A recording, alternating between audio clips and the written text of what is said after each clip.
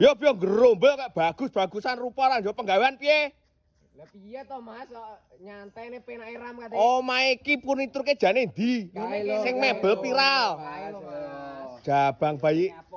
Enek wong bidho golek kowe kaya meneng ae. Arep golek isen-isen tuku lemari ambek meja rias nggih anakku mbek bojoku. Ya pas to, ya iki paket 4.500.000 oleh telu, Mas.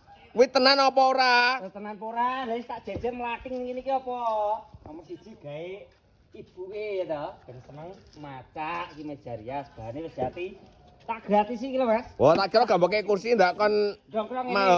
kok. Tak sak kursine nomor 2 iki gawe anake lemari 2 pintu jangkrik jati. Nah, iki paket kembar jane. Iki sitok iki.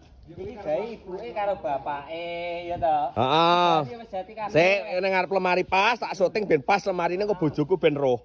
Balenono pisan kas ki piro? 4.500.000 ae tak kei telu. Telung barang sing mbok dudune iki ke. Iya, bahane jati kabeh iki. Sik, omahku ki ning Bantul kono ngiseni omah anyar wi ngetirono kos kirime mesti larang. Bantul Jawa Tengah gratis ongkire. Kuwi ora nang Bantul tok. Jawa Tengah, Jawa Timur wis gratis Mas ongkire. Jabang kowe lha kok penak men to?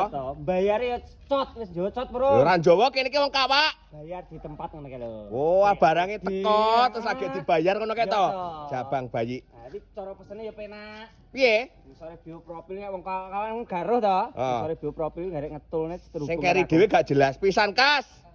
Pesene ning ngisore bioprofil kuwi wis enek WA-ne dilewek ngene wis terhubung karo aku. Jabang Pesen paket telung barang 4,5 juta, Mas. Oh ya.